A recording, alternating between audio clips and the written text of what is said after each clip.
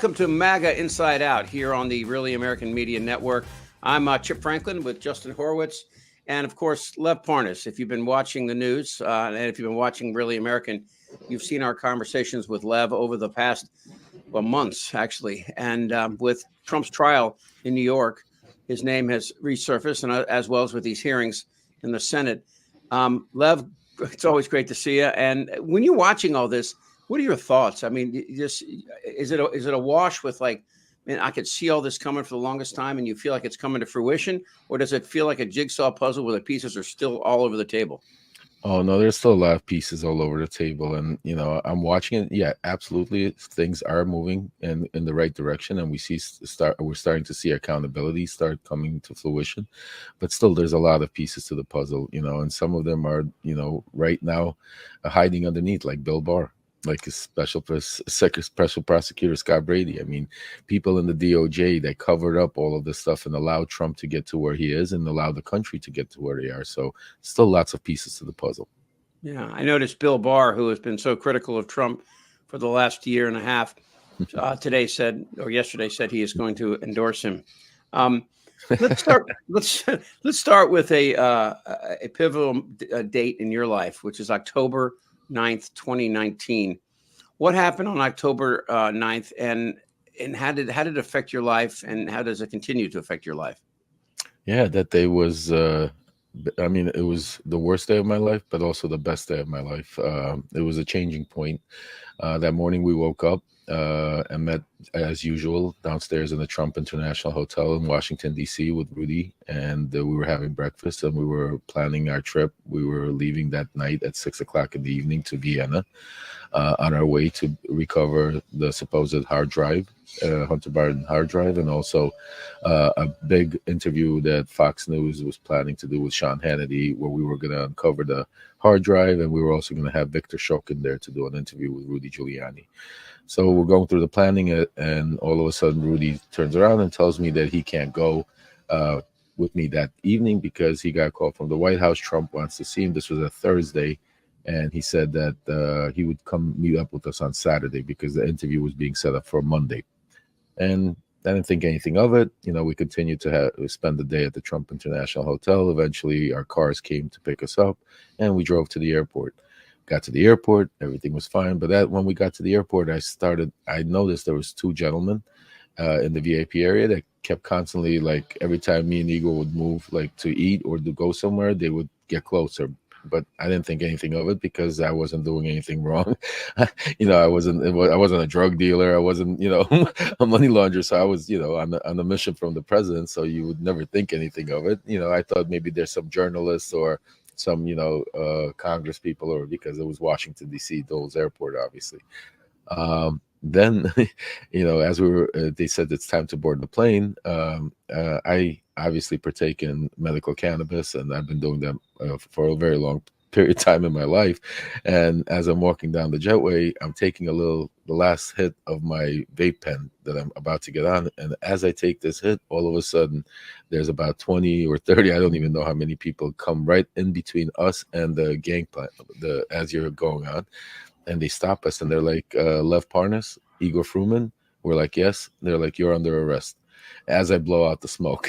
At that moment, I thought, here I am getting arrested for smoking cannabis on the plane. This is going to be embarrassing because here I am going on the secret mission from the president, and this is going to be now an embarrassing thing.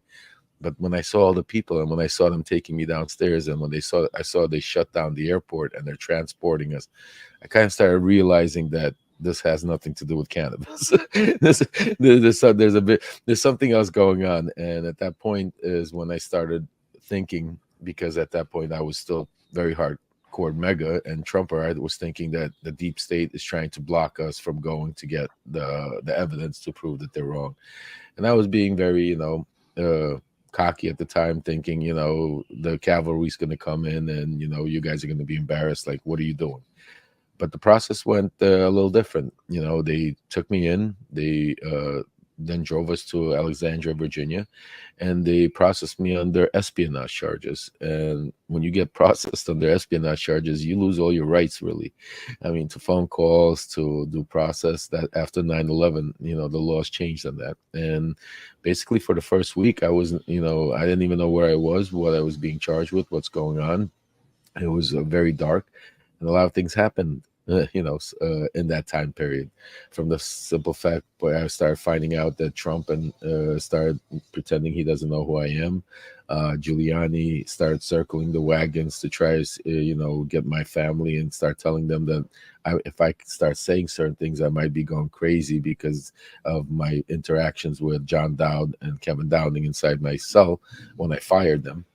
And eventually they tried to slip a postcard underneath my cell to try to tell me not to worry, that, I have good attorneys. Paul Manfor only got 7.5 years. I mean, well, who slipped the postcard, do you think, under your cell? well, it had to be a guard. Right, I know, but where did it originate, do you think? Oh, we know where it came from. The White House, postmark from the White House, from Rudy Giuliani. Wow. So yeah. How did your relationship in MAGA world start? Right, it is because you're the godfather of Rudy Giuliani's kids. I mean, he's the godfather. He's the godfather of your kids. That's yeah. Great. How did you meet Rudy? How did you get tied up in this, like, at all? It's crazy. Let's go back to the beginning. I mean, remember, I had nothing to do with politics. I would never voted before. I was never involved in any sort of politics. I grew up in the streets of Brooklyn trying to, make money. And to me, at that time, the most important thing was money and power. So guys like Trump were very high on my list of people that I looked up and wanted to be like. And I was maybe even in a sense something like that, because I really believe you have to have that inside of you to be able to be drawn to Trump. And that's why you see a lot of the people that are around him right now are just as complicit and have the same crookedness, same attitude. And that's why they're around him. But yeah, it was that day. I remember my son, Aaron, he was 16 at the time, and he called me up and said, "Dad, your friend is running for president." That's when Trump announced that he's going to be running. And I thought, what's the best way to me and my son could start bonding at the time? I figured I'm going to hook him up. He wanted to go to the rally Trump was holding at Doral. So I made a few phone calls, and through a friend of mine, Don Jr. or Eric, I don't remember through which one of them, we were able to get some VIP tickets to that first Doral rally. And I went there with my son, and that was kind of where it all started. But because that was my first real interaction with him, where he came in and we got to spend, like 10, 15 minutes, like talking and going back and forth. And that's when I was able to tell him about my interaction. When I was 16, 15 years old, I used to work for his father, Fred. And he made comments to me that, your son, when he gets into Washington and becomes a lawyer, have him look me up and he'll work for me. I mean, it was that, that warmth interaction where it really got to me, especially, looking up to him at the time. And for a guy growing up in Brooklyn, on the streets of Brooklyn, I've never imagined I could be close to somebody that, let alone be president, but running for president. So, but growing up on the streets like that, didn't your BS detector go off a little bit, or were you just that enamored in the whole thing? Well, you gotta understand, your BS detector. You when you look up to somebody like Trump and you want to be like somebody, like be rich and powerful, you are like somebody. So you see the BS, but you accept the BS because you're the one giving the same BS to people. Right? I get you. You're in the same kind of crew, so you limit it. That's why you see a lot of these MAGA and make excuses for them for Trump constantly, because they're okay with him saying something like "grab her by the Gentiles," because they say the same shit. So it's like that. It's no big deal. So people judge. Had you met Rudy yet? Had you met Rudy yet at this point? No, I have not met Rudy yet at this point. This was our first interaction, and then. And what year is this? This is when he announced. What was it, 15 or 16? Okay, right at the beginning, right when he announced his first rally in Doral. And then basically some time passed. I actually started becoming more and more following Trump, his rallies, watching on TV, started more getting vocal in the community, at restaurants, between friends, start supporting him. And slowly but surely until it was October 2000. It was actually September 2016 when I got approached. We were in a restaurant, and a gentleman came in. His name was Robert Pereira. He was he's a billionaire from Massachusetts, a hardcore Trumper, a Republican, and he just came from a Trump dinner or some sort of private event, and he was all hyped up, very excited. He came with his girlfriend. We were sitting at my friend's restaurant, and he starts telling me like how we need to support Trump and how he wants to, hold some kind of dinner, and in that conversation, it kind of clicked where we decided let's hold a fundraiser dinner at Robert's house. He was building at that time, it was called the La Palace. It was a $160 million palace on the ocean, similar to like Mar-a-Lago, a miniature Mar-a-Lago. And he wanted to invite Trump there and have the dinner for him there and the fundraiser. And that was right about the same time when Trump came out with the Access video came out where he said that grab her by the Gentiles, and his ratings were completely down. He was like at 30%. He was depressed. Everything was going the other way. And it was very difficult to hold a fundraiser because people started backing out. But we pulled it off. We raised him $2 million and we held it. It was in October, somewhere around like the same time, I think October 8th or 9th. I don't remember exactly. It was a month prior to the elections. And he showed up there. That's when Rudy first showed up. He showed up there with Rudy, with Brian Ballard, and the entourage. He was supposed to be there for like 20, 30 minutes, but it turned into a couple of hour event. At dinner, basically, obviously, we did the photos, we did the, the schmoozing and that. And during the photo line, me and him again reconnected because I brought a picture of me, him, and my son for him to autograph for my son. So that picture reminded him of our first place at Doral when we first met, and it kind of rekindled the relationship. And it went further to when we sat down at the dinner. I was sitting across from him, like two people away from him, and he looked at me and basically chose me as the guy to speak to. So for the past next hour, 40 minutes of all conversations, Q&A, it was basically me and him going back and forth and everybody else watching this interaction. When he later on said that he didn't know you, that was total BS, obviously, yeah, at this point. I mean, you know what? I'm starting to think, that maybe if he really is having cognitive decline, maybe, it's obviously some, right? Yeah, listen, he still doesn't remember me, Chip. Till this day, the guy's never tweeted or responded. It's like I don't even exist. Well, this is what we're talking about today. You hold the goods on this guy. He doesn't want to take a dump on you. No, yeah. I'm the only person he's never responded to. Just think about it. In 4 years, the only thing he's ever said about me in all my statements was that he doesn't know who I am. That's it. He's never even called me a liar. He's never responded to not one tweet, not one interview, not even when I was in front of the congressional committee on impeachment we're talking about. So yeah. Why do you think that is? He's scared. He's a coward. Because he's using a very old technical way of ignore and deflect. Because if you put spotlight on it, then the truth will come out. He understands that if he responds to me, the floodgates will open up, and everybody will have the spotlight will be on the truth coming out. But if he ignores it and changes the news cycle, nobody even knows what happened. 20 minutes ago. It's irrelevant. And that's the approach not only he took, but Ron DeSantis, all of them took. From the day of my arrest. So how do you go from that fundraiser to Rudy Giuliani being the godfather of your kids and you being sent around the world to try and help reelect Trump with the help of foreign adversaries? So that dinner was the tipping point to all of the relationships that then proceeded to get us to where we are today. Because what happened was Rudy and Brian Ballard and certain people at the table really were flipped out to see Trump interact the way he interacted with me. Not only was I flipped out, but everybody around the table, because it was like a really 30-40 minute conversation going back and forth. And after the dinner, Trump invited me and Robert to be able to go with him to a few rallies and then to be his guest front row seat at the debate in Las Vegas with Hillary, and then to be his guest VIP at Hilton when he was at the election night. So was this one of the debates that Bobulinski was at? Do you recall? I didn't see him there. I don't think it'd be interesting to see if he was at that same debate. This was I remember this was the last one. No, I think Trump invited Bobulinski in the 2020. Okay, you're right. I'm sorry. Go ahead and finish, please. Yeah, in the 2020. This was in the 2016. So we ended up coming there. I apologize. The phone was ringing. So, yeah, so we got together. Because of that interaction, and then Trump inviting us to go to all of these events, as Trump left the event, Brian Ballard proceeded to stay there.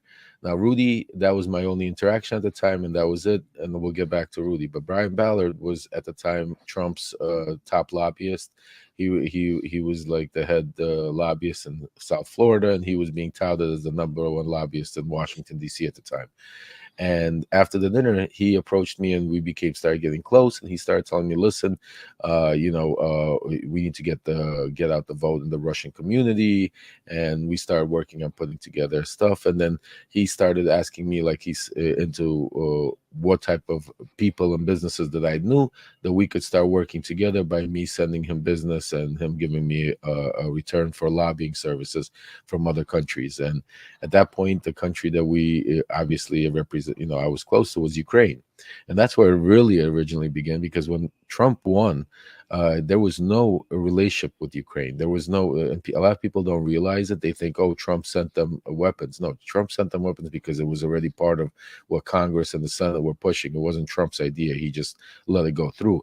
But Trump hates Ukraine because he always thought that they were they were the initiators of Russian Gate. So because of that, he had didn't even want to, even the U.S. ambassador, the Ukrainian ambassador to the U.S. was not even allowed to have a visit in the Trump, circle. And Lev, that summer at the RNC, they officially took off support from Ukraine from their platform. And Correct. I'm wondering, was that Manafort who had just left Absolutely. Yanukovych? So when Manafort came over to work for the campaign, it must, for free, which was interesting. And then that was taken. Support for Ukraine was taken off the platform. Do you think at that point, because the people had overthrown Yanukovych, right? And he had absolutely. He had fled to Putin. Manafort goes to Trump. You're right in the middle of this at the end of the summer of 2016. Did you get a sense that there was still something there he was looking for? I mean, obviously, this election is his. That summer. I mean, why did he hated Ukraine because of Yanukovych? No, not Yanukovych. He hated Ukraine because he felt the narrative that was being pushed by Manafort and people in Trump world in our crowd was basically that it was the Ukrainians, because of their love and support for the Democrats, and because the Democrats and George Soros and the Obamas and the Clintons have been holding Ukraine as their honeypot for so long, that basically the Clintons were using Ukraine to interfere into the U.S. elections and blaming the Russians for it. And Biden had been a big supporter of Ukraine back into the 90s when he absolutely was right. Yeah, absolutely. And so as a vice president, I'm sure he was. Yeah, in fact, Clinton said he was a pain in the ass all during the 90s because all he did was keep lobbying for more support for Ukraine. And then, as vice president under Obama and watching this whole thing unfold, I can imagine there's Biden again. There's he didn't realize, I guess, he's going to run against him in 4 years, but that had to be such an eye-opening event. So tell us about the first moment you met Rudy and how that proceeded. Was it a quick kind of relationship where he trusted you because of Trump, and does that move it forward? No, actually, it was all about the money and the business. So Rudy, we for the next year in 2017, we constantly would bump into each other in all of these events because I was VIP to everything behind the scenes. So we kind of knew each other, but we didn't have anything to interact really about because I was a lot closer to Donald Trump at the time. But then one day I got a call from a friend of mine that owns a cigar company and told me that he has a friend that used to work at the Southern District of New York. He's a lawyer here. His name is John Sale, and he was very close with Rudy Giuliani. He's running for the state attorney of state of Florida, and want to ask if you could maybe put a good word with him with Trump. And I was taken back. That was like my first kind of time where I started, somebody asked me to ask Trump, so especially a U.S. attorney. But I met with him, and when I met with him, we got into a nice conversation. And all of a sudden, he asked me, "What do you do? Like, what do you do for a living?" And I told him I'm starting this company called Fraud Guarantee. It's basically an insurance company against fraud. And he goes, "Wow, that would be great for Rudy Giuliani. I mean, did you speak to him about that?" he would love this idea. And out of the blue, I was like, Rudy Giuliani? No, I didn't even think about Rudy. He's like, well, he did LifeLock. He would be a great spokesperson, the face of the company, plus with his contacts, because it was we were having problems getting an underwriter. He goes, Rudy would get you to all the underwriters, Lloyd's of London, blah, blah, blah, blah. So I was like, absolutely, let's get Rudy Giuliani. Let's set this up. And after a period of a couple of weeks, eventually I bump into Rudy at the Trump International Hotel. He goes, "Oh, Lev, I've been looking for you," and ever since then, basically after that day that we like connected, we were together every single. I mean, like at least 5 days out of the week, you could say. Do you think he sincerely cared about you? Do you think you had a real relationship with him?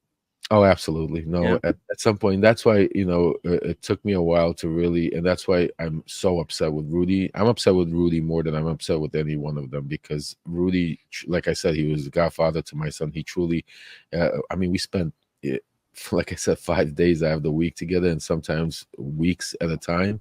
And I was there, to make sure, take care of his butt dials, to make sure that, while he had his drinks, that he could come from, nobody would be taping him around. Or, I mean, I was kind of like his, everything. I mean, like security, this, that. Like I was, his assistant, his helper, his friend, his talking buddy. Like, we became like to where, you have to understand, Rudy, we got so close to Rudy our routine would be that Rudy would update me on every conversation he had. It didn't matter if it was Donald Trump, it didn't matter if it was his lawyer, it didn't matter if it was his girlfriend.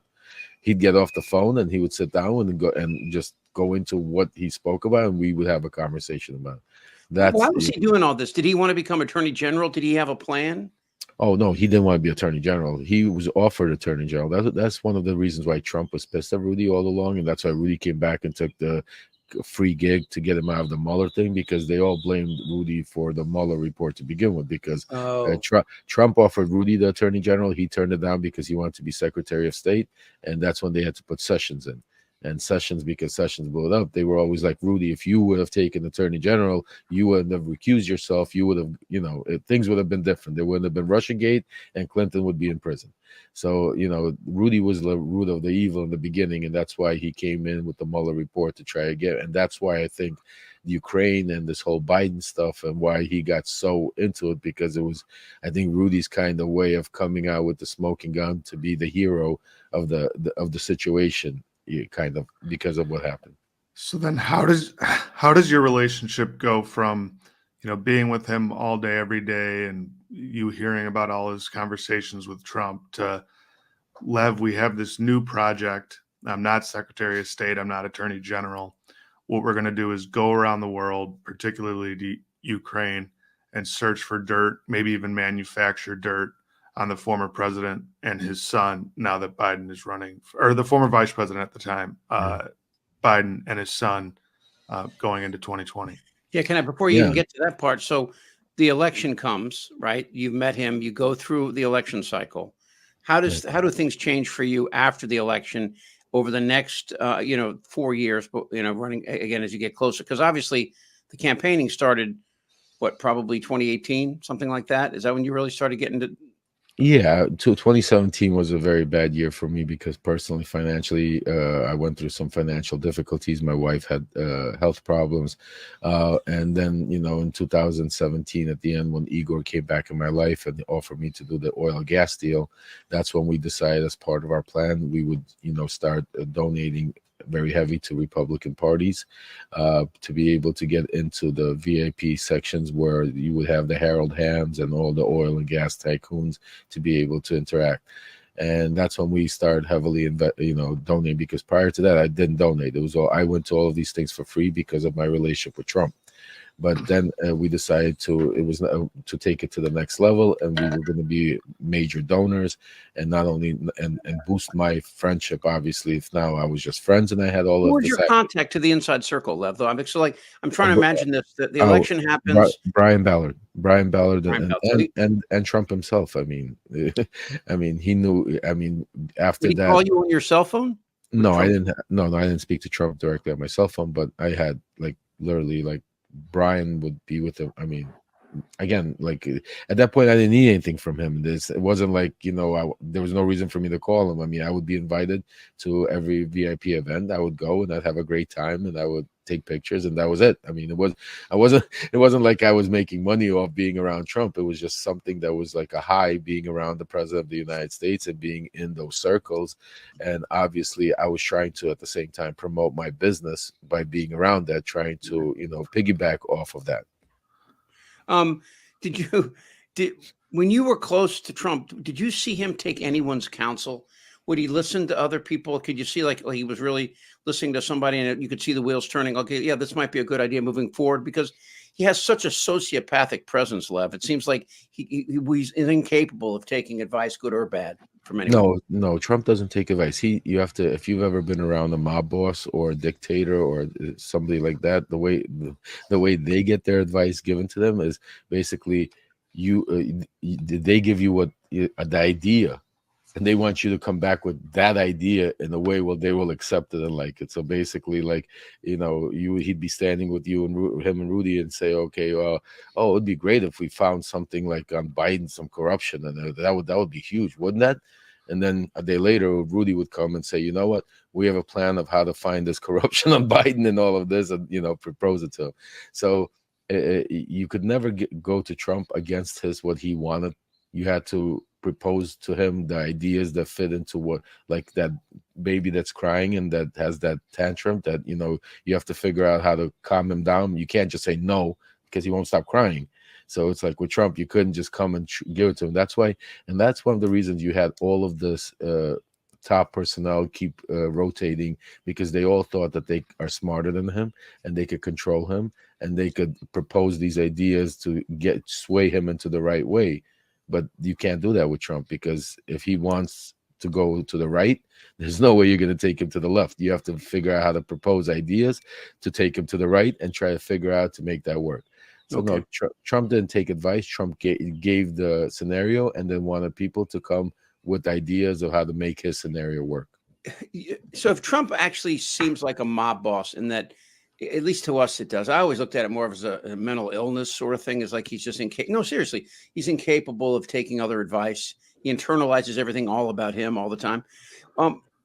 Rudy, on the other hand, was a prosecutor. He used to prosecute mob bosses. He had success as a mayor, not so much running for president or the Senate. And I know he knew him from back in that day. In fact, I think he actually prosecuted Trump's attorney at one point in the city, who was a mob boss attorney. When you saw this relationship, was it truly, because it appears in the press with all the crap he's taken from Trump, that Giuliani is like almost like a believer, as opposed to he's a consigliere. Okay, all right, well, okay. I mean, it is what it is. You got to call him facts. Giuliani, even though he was a prosecutor, he fantasized growing up and living the mafia lifestyle. He idolized it. Oh, absolutely. He idolizes these. We would have conversation. First of all, Rudy, when you speak to Rudy, everything that comes out of his mouth is quoted from The Godfather. So let's start off with that. Like, I mean, he quotes, Michael and that's Fredo and all of that. But what Rudy also is, you have to understand that he once told me, he said that the mobsters, the bosses that he prosecuted, because we had a funny story. I used to go out when I was younger with this girl named Sydney Salerno. She was a illegitimate daughter of Fat Tony Salerno. And Fat Tony Salerno is one of the mob bosses that Giuliani put away. So we were having. Can I just say something? If you're the mob boss, can't you get him to stop calling you fat? No, these are actually these are nicknames that they grow up and do, and they take pride into it. Like Quacks or Tony or Big Mouth or whatever, but they take pride in it. So yeah, so Giuliani grew around that world, and Trump grew around that world, because Trump was around that world because you couldn't build not one thing without the mob involved. They controlled the unions at that time. They controlled all the cement and material that you needed to build buildings like Trump was building, especially in Manhattan. So Trump had his interaction with all of these people from the side of a business standpoint. Giuliani had an interaction by prosecuting, and to him it was like a movie. He was living their lives, because he had that all. It was like living The Godfather over and over again. So that, and Rudy is just like, if you would know that Rudy was Rudy Giuliani and that he prosecuted the mob. And if you didn't know that and you spent some time with him, you would think Rudy Giuliani was a mobster. The way he acts, the way he talks, the way he talks to people, the way he reacts to things, the way he even like when he reacts to like in anger in certain times, his methods of saying things, and I could relate to that because I spent a lot of time around a lot of mafia guys growing up in New York City. So that's why me and Rudy kind of hit it off very well. I mean, when you speak to each other, you speak in a different language. That's why when Michael Cohen comes out there and says Donald Trump speaks in a certain language, I could attest to that. Rudy speaks in a certain language. It's like you don't finish the sentences. You give certain, you give an innuendo, and you understand, and you give each other. You act like the guy you're talking to has a wire on all the time. Right, all the time, exactly. And you give a wink, or you don't, or you whisper, or you don't say, or you go, and it's Okay, always that conversation. 2017 is a bad year for you, right after the election. You struggle financially. Were you in touch with Trump and Rudy during that year? And if not, how did that resume? And this began this journey that ended up with your arrest just about a year and a half later. And also, when did you start recording what you were doing with these guys? Because you have a lot of, you've got your text messages, you're bringing your phone into the White House and recording things. When did that start as well? Well, it was a combination. I started recording from the very first rally that we went to because to me, like I said, being around even a candidate at that time or any of these people, senators, congressmen, it was a big deal, because to me, politics was, far away. And so I started. You had no motivation other than just posterity at the beginning, right? Oh, no, this is history to me. Yeah, this is something that I could share with my grandkids, kids, something that I was a part of in my life. So that's when. Did you use your phone like this, a regular phone like this? Yeah, regular iPhone, and I would take pictures and stuff. But by the way, this is being recorded. I'm kidding. Yeah, love it. No, I'm used to it. So I was just taking pictures, for history, and then in 2017. So 2017, yes, it was a bad year, but I still was invited, like I said, because of my relationship with Brian Ballard, and because we were working on. I got him a couple of deals with Ukraine and other things we were working on. That the relationship was there where I still. Even though I had no money, I was still invited, and I would go to certain rallies, certain events, Mar-a-Lago, for instance, and stuff like that, where I would be invited. So I kept in the loop, but not like on a daily basis. It would be, a couple of months in between, until Igor approached me towards the end of 17, and we came up with the plan that we were going to do the energy company, and Igor was going to fund it. And basically I was going to work with him for the energy company, and our strategy was to use the money, instead of investing into offices and marketing and stuff like that, we were going to invest the money into donating into the Republican Party, because that's where the majority of all of the oil and gas guys were that we need to get in touch with. What year is this? This was end of 2017. Okay. So end of 2017, we start getting once we get the company up and running, funded, we start donating.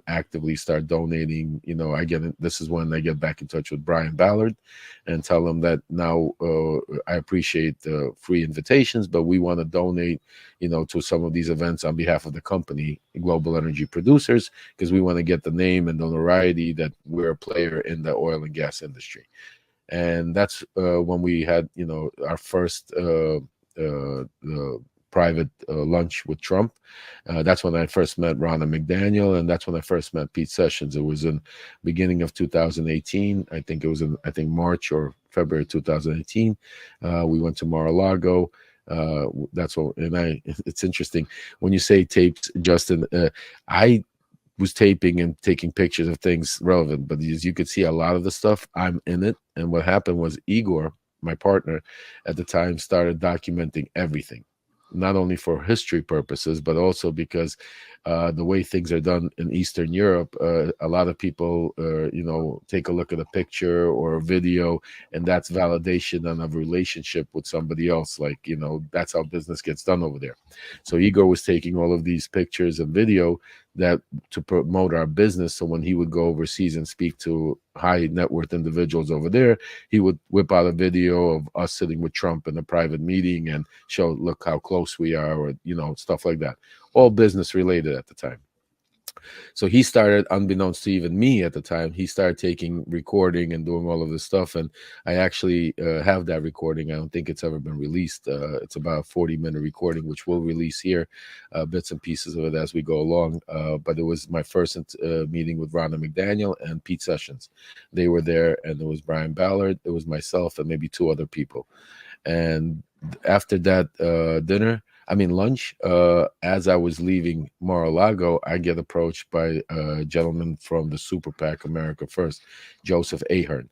He approaches me. He was standing outside in Mar-a-Lago, but like outside of where we were meeting, kind of acting weird. I said to him, he goes, well, we have to be careful, draw the line, because the Super PAC can be. This was my first time ever even understanding what a Super PAC, what's going on. And he started explaining to me, well, we can't talk to donors over there, or because we can't. He started giving me some explanation, said, but we'd like to speak to you because we represent America First Super PAC. This is Donald Trump's Super PAC. There's lots of Super PACs out there, but this is Donald Trump's private, personal one, closest to him, and we're doing some very unique things. We have this special club, $1 million, it gets you in and gets you you get to host a private dinner with Trump. You get to go to private dinners with Trump. You get to be VIP, and starts giving me this whole pitch about like he's selling me a house, on this package, which is for us perfect at the time, because that's exactly what we were looking for, to somehow get involved in a VIP package to donate to give out. So after that meeting, we decided to meet up in DC. This was already I think May of 2018. And that's when we agreed that we were going to become Trump super donors. We pledged $1 million to the Super PAC. We pledged $125,000 to McCarthy and Pence, their PAC. And where are you getting this money? Oh, it was Igor. Igor basically financed, refinanced one of his apartments that he had, and we were using that money. That was basically our seed money for our business. That's what we were using to basically get in, because all You we thought needed. this was a better investment, maybe. Well, it was definitely a better. I mean, because all we needed to, because the deal we were doing needed to be a connect. All we needed to get, and we did. We met Harry Sargent. We actually ended up doing business. I mean, our business plan was working. If we never got involved with Rudy and Ukraine and and this whole Hunter Biden stuff and Joe Biden stuff, we would be billionaires right now, because we had a real. Oh, absolutely. I mean, if you look back at it, I mean, I don't want to jump around, but when Secretary Perry of Energy, if you remember, Rick Perry went to Ukraine during the inauguration of Zelensky, not only did he go there because of us, Trump sending him to give him a message about announcing an investigation, but he also slipped Zelensky a little piece of paper with 4 names on it, of 4 Texas companies, oil and gas companies, that he wanted them to do business with Naftogaz, the Ukrainian company. I mean, so this is how things go. I mean, it's public information. It's I've come out with it. It's been validated. It's just that there's so much out there, and that's why I'm glad we're doing this podcast, Mega Inside Out, because people will actually get a chance to really understand, go back, look at, understand what level of corruption and how many people in Trump's inner circle were involved, and to the levels they went to. Today, we're sitting and watching a U.S. sitting president being impeached strictly with Russian disinformation, knowingly, willingly, by the DOJ, by congressmen, and that was all being set up. The reason we have it now is because of what happened in 2019, 18, and with the whole Ukraine stuff.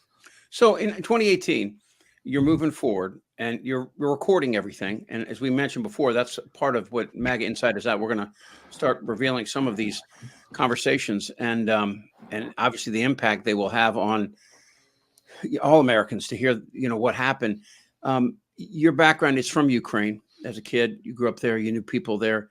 The country at this point is about 2.5 years past, about 2 years past the president being kicked out and a new government coming into play. And obviously during a period of like that, you have, opportunities for businesses and for other people and political entities to come into and use it. And being bordering Russia and the relationship Putin has had with Trump, all that aside, when you're talking to Rudy at this point, and then you're after the Super PAC moment, what point did you start to get an idea that they're looking to 2020, they're getting ready, and they got to be able to is that Was that what the whole push to Ukraine was about? So basically, it was like a perfect storm, and this is what you have to understand. So you had at that time, Rudy and other people in the Trump mega world were on a mission to prove that Ukraine had the DNC servers, that the Manfor ledgers were fake, and that the Ukrainians were trying to blame the Russians in this whole thing. So you had that whole push Let me going quick tell everybody the Manafort ledgers showed that Manafort had accepted all this money from the president of Ukraine at that time, who was good friends with Putin. And then, of course, then Manafort left, came over to the United States, later on would be indicted, go to prison, be pardoned. So these ledgers, all of this was on the table, and it had a connection to Trump. Oh, absolutely, and we're gonna show the public on Mega Inside Out. I have pictures of the ledgers and stuff, and text messages that they send, and we'll go into that. Yeah, absolutely. But so that was the idea of what was going on at the time. Now, simultaneously, there were rumors that being spread by Russian disinformation at the time, and already being pushed through people like Dirkach and Kulik and people that we know now to be Russian assets that were working, but they were working even back then, trying to get involved into here and push this disinformation on the Bidens and then the Ukraine corruption. But at that time, they were using it against the U.S. ambassador, Marie Ivanovich. So there was a lot of talk and rumors going on that she is a Soros plant, she's an Obama leftover, that she's or Clinton leftover, that she's there to control, help the deep state, and basically use Ukraine as their little honeypot. And these are the rumors that started generating not only in Ukraine that we were hearing, me and Igor, but also in Washington, D.C. So as being Ukrainians and top donors and being at these events, whenever Ukraine would come up as a subject, the subject would be the ambassador, that she's no good, that she's, if Trump needs to get somebody in there that's loyal to him. And these conversations would go on. And then all of a sudden, we have our first private dinner with Trump. And this is in end of April of 2018. And at that dinner, there was like 6 of us. It was Jack Nicholas, his grandson was there. There was a couple of other wealthy donors. There was about 6 people. And then Trump had Don Jr., he had Tommy Hicks at the time, and Roy Bailey with him on his side. And I was sitting right directly from Trump. And the interesting part of that dinner was that we had a game plan that I was very pro-medical cannabis. And there was people in the Trump world that wanted to push the pro-cannabis agenda and have Trump decriminalize cannabis and use that as part of his platform for 2020. And Trump was on the teeter-tottering because he was against drugs, against cannabis, against alcohol, against all of that. But there were people in his camp that were pushing, saying for the young vote and for the elections, the country wants this. And so I was pushed by some of the people in the super PAC to be the person that when this subject came up they were scared to bring it up with Trump. And they asked if I would be able to bring it up as a conversation piece at this dinner. And that's what I was prepared for. I actually had a whole package prepared about cannabis, about the elections. My lawyers prepared it, and we went to dinner. But when you fill out your background and everything to go into these places, they ask you, about your background. So obviously Ukraine and everything was in my background. So Trump gets to see all of this to know about who he's meeting with before as part of the vetting process. So now when we sit down and all of a sudden the subject of Ukraine comes up, and Trump, like just like we went back 2 years to 2016, like we were at that dinner, that first dinner, as I told you, this turned into that part 2. For an hour and a half dinner, it was just basically me and him conversating about every subject. Because we were sitting across from each other, and it took us there where basically when he went into Ukraine, I was dumbfounded a little bit because I realized he had no idea anything about it. He didn't even know that Ukraine had oil or gas. He had no idea. He didn't even know where Ukraine was on the map. So at that point, I started going into talking points and comments that I've been hearing and rumors, not using that only as a conversation piece, not thinking ever in a million years thinking that this would be something that he would take serious. I mean, even if he would take it seriously, react to it. But I was wrong, because when I turned around and I told him that, the first thing you need to do is get rid of the U.S. ambassador because she's obviously no good to you, his face changed. This is when at that time I didn't realize it, but now looking back, I've seen that change in face in a lot of street guys when they got some bad news, like when they didn't get the money they were expecting.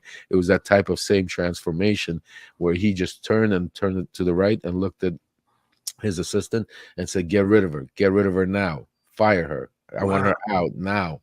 And we were all sitting at the table stunned, like couldn't believe it. We didn't know how to react until somebody started clapping, and we all started clapping like we just got rid of the U.S. ambassador at the dinner. Which, I mean, it was such a surreal and crazy moment, and I didn't know it at the time, but Igor was taping the whole thing. Igor had a recording of the whole thing. No. So I released it. There's an hour and a half recording. I don't think everybody heard everything. We'll go look at it, but if there's parts that haven't been released, we're going to release them here. You know what I mean? So there, and then eventually we then go into cannabis. So we got on the recording Don Jr. talking about how cannabis is better than alcohol, all giggly and stuff like that. So it was an hour and a half conversation, and you could see on that conversation, he spent most of it speaking to me. So again, there was another bonding. And then, it's like when I say perfect storm, like you can't make this up. If you were writing a movie script, you couldn't write the script like this, because all of a sudden I get a call the next morning from Pete Sessions inviting me to come to his office on the Hill to discuss, I don't even know what. Oh, we were going to discuss, yes, because I told him about our oil and gas company, and because he was from Texas and he knew all the players because they were his constituents, that he wanted to talk to us to see how he could help us out. So now we go to meet him the next day in the afternoon, and as we're sitting with them talking nice, I don't know how, but the subject of Ukraine comes up, and I look at the Congressman Sessions and I say, you'll never believe it, but we were having dinner with the president yesterday, and I told him about the ambassador, and he said that she's fired, that he's going to get rid of her. At that moment, Pete Sessions' face changes. He right away calls his chief of staff and starts dictating a letter, and starts writing a letter to basically the letter that we now know that I delivered to Trump, basically saying that he has information that's bad about the U.S. ambassador, but Pompeo is covering up for her, and he wants Trump to know that she needs to get rid of the U.S. ambassador to Ukraine, and he needs to fire her now. And writes this letter, puts it in an envelope, signs it, seals it, and goes, "Can I trust you to give this to the president directly?" And I look at it, and I look at him, and I don't even know what to say. My assistant David was sitting next to me, and he was like pale white, like he was like, "What the hell is going on here?" And I look at him, and I said, "Oh," he asked me. He goes, "When's the next time you're going to see the president?" And we were having an America First event a week or 10 days in DC coming up. I said, like in 10 days we're going to have an event. He goes, "Are you going to see the president himself?" I go, "Absolutely," because at every event I would take a picture with them, and I would have a couple of minutes. We would bullshit during picture, like that moment. Those were always like our moments for me to tell him something, slip him a note, or give. That's how crazy it was. And I said, "Yeah, when I'm going to be a picture line," he goes to me, "Can I trust you to give him this letter?" I said, "Of course," And then I remember for that whole week, I held the letter in my drawer, and I would open it and look at it, like I could take pictures of it. I couldn't believe, like I actually had a letter from a sitting Congress. Did you take a picture of it? Oh yeah, I have pictures. Yeah. I have pictures of giving it to Trump. I have pictures of Trump putting it in his pocket. I mean, I wasn't documenting it because I thought we were doing something wrong or this is ever going to come up. I was documenting to believe because nobody would.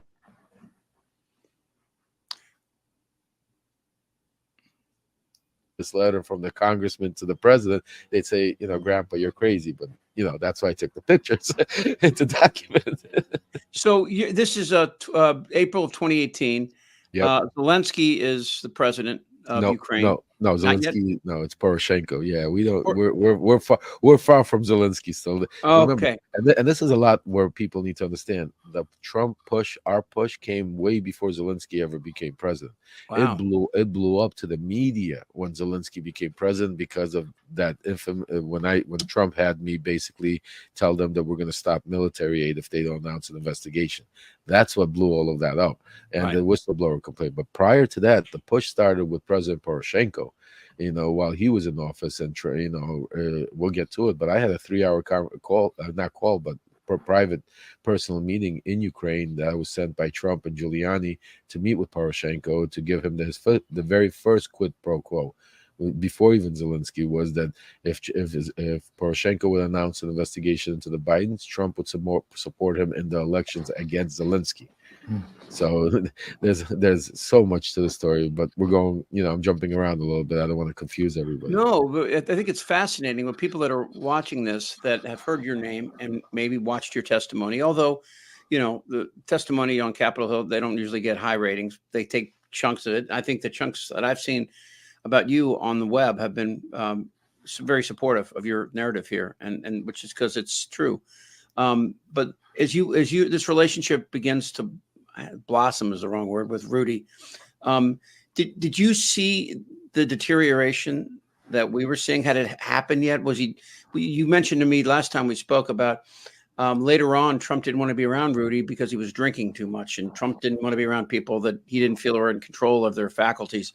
Obviously you said he was fascinated with the whole mafia thing, the mob system, that hierarchy. At what point did you see that as a possible liability to yourself, or was it after all the actions? It was after. I mean, when you gotta understand, Chip, when you're in a cult, in which MAGA is a cult, your mind works in a different way. It's like a drug. It's like you're not acting the way you would act, because the head of the cult's the most powerful man on the planet. Correct. And the way they do is they brainwash you, because as powerful as your mind is, see, the more information we feed our mind, we become more educated, we become more smarter, and our mind grows. But it works the opposite if you shut it down and you put blinders on and you're only feeding it one source of information. After a certain period of time, your mind is so powerful that you start believing your own shit. And you can't prove yourself wrong, because you have nothing to base off of, because you have no other information base it on, because you've convinced yourself that any other information that proves you wrong is bullshit, fake, and fake news. So when you get to that point, you're all in. And that's what we see a lot of these mega cultists. And that's why people are they're thinking, well, how do they not see that he's a criminal? How do they not see? Because they don't see that, because their mind, what they see in front of them is what they imagine is that Superman, that American hero, that standing up there with that cape, and that's what they envision, and they can't see anything else. And that's why they act the way they act. So at that time, I was one of those people. I was the top dog, I would say. I mean, like I said, I went against my family, my friends, my kids, everything. Trump was number one. I really believe that he's not only out there to save the world, but I transformed from looking up to him as somebody that was powerful, rich, and somebody that I wanted to be equal to or around, to eventually, when I got into the cult already environment, when I lost my mind and started being the cult member, it was that I started idolizing him as I don't want to say God, but sort of, somebody that could do no wrong. Somebody that look at his crowds. God is exactly. They invoke it a lot. Absolutely, yeah, absolutely. So which is frightening, because we're not a theocratic government. Yep. And that's the scary part, because when you get to that, when you go so far down that rabbit hole, to get out of it is almost impossible unless you hit a brick wall, like me getting arrested. And that's why I say that October 9th, as bad as it was the best thing that could have happened to me, because there was no way I would have gotten out of the cult. I would have continued to believe, and I would have probably been the January 6th right beside them, and probably ended up in prison for a very long time, because screaming that, why am I here? So we're in May of 2018, and we're going to keep moving forward on new episodes. I just want to ask you a question. I think that with hearing about this juror intimidation in Trump's trial, and obviously what's happening with Fox News, they're obviously trying to intimidate juries. You had a lot of information. You had access. There had to be people that didn't like you getting this close to the president, that felt threatened by that, because everybody wanted to be close. Did you feel that? And where did it come from? It came from everybody in the Republican Party. I did not fit in. Look at me. I'm a guy with the gold chain sitting there. I didn't come there with the suit and tie. I was not part of the good old boys club. I was totally the opposite. But because Trump accepted me, Giuliani accepted me, they were forced to accept me. And they hated that. They hated that they had to be nice to me, that they had to listen to me. And what they hated most of all is when they had to go through me to get to Trump or Giuliani. because none of them could understand it, especially all of these billionaire donors that felt, like Harry Sargent, who was our partner. I mean, he thought, he was the head of the Republican committee. I mean, in Florida. I mean, he's good friends with John Bolton. He's good friends with all of them. He has all these lobbyists, people, money, everything. And it was killing him that he had to go through me to get anything done, because I had the key to Giuliani and Trump. You also possess an incredible volume of video and audio tapes, and they know you have it. I would imagine you keep it secure. Have you heard from anybody? Did you ever get any threats about you better not release these tapes, or was it, or did they not know until it was too late? Oh, they knew from the day they arrested me, because Bill Barr was the head of the Southern District. So when they arrested me, when they came out, that's when the first attempt to start shutting it up was when they sealed it with the Southern District and didn't want to give it to the House Impeachment Committee. And we had to go sue and go to court to literally get my evidence to give to the House Impeachment Committee that's on the same side as the DOJ. Just think about how crazy. And then they went to every length, to shut me up. Threats wise, they didn't go to that extreme, because I don't think they were even able to find me, because after my arrest, I've been very cautious and careful about, getting my information out there. So no, they didn't threaten me, but they did everything besides that. Bill Barr threatened me. Yeah, he threatened me with 20 years in prison by arresting me. I mean, when I was arrested, this was the reason why I was arrested, because let's think about it. If you take away the charge of espionage, which was the original charge that they arrested me on and that they dropped later, there would have been no news conference. I would not have millions of dollars in bail. I would not have 24 hours confinement, bracelet. I wouldn't even probably have bail. I'd be on my own recognizance and I'd be able to speak. But because they put that espionage on there and dragged me all over the media, because they needed to discredit me, they needed to discredit, because they knew the impeachment trial was coming.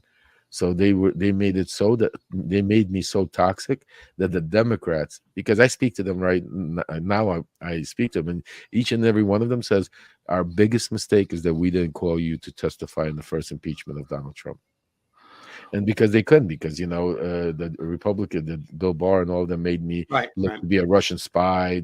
They covered me up, so they made me so radioactive, and that was the whole game plan.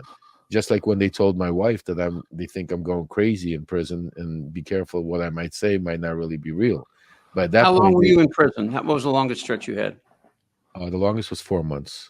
I did 2 weeks, I did 14 days, and then I did 4 months, and then I also did 3 years, 24-hour lockdown at home. And people think it's home confinement. That's prison. Yes, there's great benefit of being around your family and you're in your own environment. But I could tell you on a mental capacity, the way, not being able to go outside and walk the dog, or having little kids say, "Dad, can you take me to the pool?" And you can't for 3 years. Tell them why you can't take him. You can't help you. There's an emergency. We have to run to the hospital, and I'm scared that if I go to the hospital and I don't call my officer quick enough and I'll get arrested on the way to the hospital because of the ankle bracelet. It's going to think I'm escaping. It was just, yes, I served maybe five months altogether inside a prison, but I spent 4 years and still spending. I'm on probation now, but still I can't just travel everywhere I want. I still have to ask permission. This has been like a 5-year journey so far, and I have another 2 years to go. It's crazy. Were you surprised that Trump's Justice Department did this? And do you think Rudy and Trump were upset with Bill Barr that they were the ones that came after you? Oh, absolutely. I believe in the beginning, Rudy and Trump did not want Bill Barr to do this. Bill Barr did this on his own. Why? Because Bill Barr thinks you gotta understand, Bill Barr was put in there specifically to save the presidency because of the Mueller report. His specific job was to come in there and get rid of the Mueller report, so this way there's no impeachment and he saves the presidency. He did not expect this whole Ukraine stuff to be part of the game. When he came into the office, the first investigation that he was handed to was our investigation into Giuliani, because it was close to the president, because Giuliani was the president's attorney. So Bill Barr was watching this whole thing play out while they were investigating me and Giuliani. He knew that all of the information we were dealing with were coming from Russian assets. So he understood that once the whistleblower came out in September, naming me as one of Rudy's henchmen on the ground in Ukraine, he knew I would be I would have to testify in front of Congress, and he knew that I would be bringing this Russian disinformation, and he knew that I would link it to Trump and Giuliani. So he needed to clear me from Trump. That's why they didn't arrest me in the Trump hotel. That's why they didn't arrest me on the way to the airport. That's why they arrested me at the airport where I was far from Giuliani and everybody else, and they cleared me from it. And that's why the news that they leaked was espionage, that I was a Russian spy.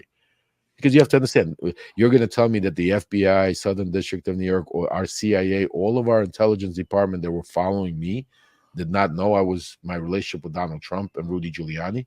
Yeah, yeah. And it's all coming out because, with the search warrants that were just recently released by the New York Times to the Southern District, you could see how they were deflected. You could see the game plan where it started with my arrest.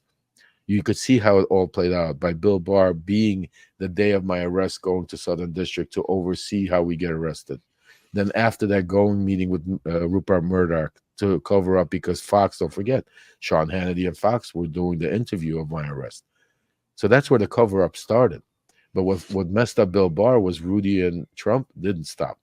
They kept going, and they went even further to deal directly with Russian assets by dealing with Derkach and Telezhenko and Artyomika on TV. Well, you said something that's really fascinating that kind of goes with what's in the news now. When Raskin and others were talking about, especially Eric, Congressman Swalwell, we're talking about Russian disinformation, and Smirnov obviously passing this to Comer and Jordan as part of the impeachment inquiry. We obviously know that this has been going on for a long time, almost 10 years now, that Russia has been trying to somehow control our election process through disinformation, through social media, and through people like Smirnov. Do you think that Jordan and Comer knew that this was Russian disinformation that they had, or did they really believe that this was somebody was feeding something that would help them? Well, see, this is the whole thing about them. When they get the information, they don't care. As long as it fits the narrative, they don't. It didn't matter where it came from. It mattered that it fit the narrative. What's sick about this whole scenario is now that they know that it's Russian disinformation, that they're still pushing it. Yeah. That's the sick part. It doesn't matter. You could call it that they were incompetent. It's irrelevant if they were incompetent, stupid, or knew willingly. It doesn't matter. They should not be in the position being congressmen and people. They should not. You saw Congressman Turner saying that it's in the Republican Party now. They're actively propagating Russian disinformation. They're doing it on Fox. And you have Republican congressmen saying, hey, wait a second, guys. Ken Buck. He left the party. He's saying Moscow March. I mean, it's crazy. And that's where accountability. But they're doing it, guys, because they're fighting for their lives. They all understand. Moscow March, Getz, Comer, Jordan. They all understand that if they lose this fight, that they have a lot of accountability. That's going to be. They're going to have to pay the piper when it comes down to criminal referrals or investigations that are going to come down the pipe. They all understand that. That's why you even have Bill Barr. See, people think, oh, Bill Barr is flip-flopping. No, Bill Barr is not. Bill Barr is trying to save his life. Bill Barr understands very much so, especially after Smirnov got arrested.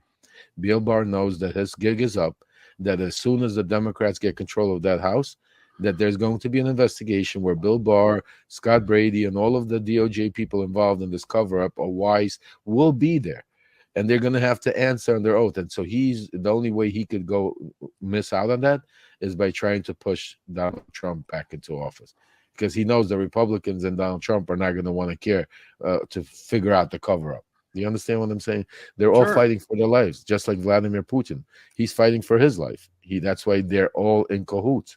And that's why if Trump loses this election, he's going to federal prison. Yeah, absolutely. Yeah, that's without a doubt. I agree without a doubt, 100%. So we're 18 months away from your arrest. We're about a year. The impeachment was in Zelensky impeachment was what What dates on that? I don't. It was in well, the impeachment was in 2020, but the whistleblower report came out, and when it all started was the summertime of 2019, a month. That's what triggered my arrest. Because Interesting.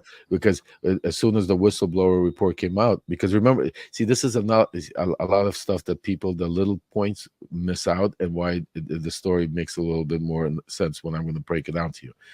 Bill, remember, who's the first person that received, just like with the Mueller report? Remember what Bill Barr did with the Mueller report? He received it, he looked at it, and came out Yeah. with his saying that Trump did nothing wrong. Right. He did the same thing with the whistleblower report.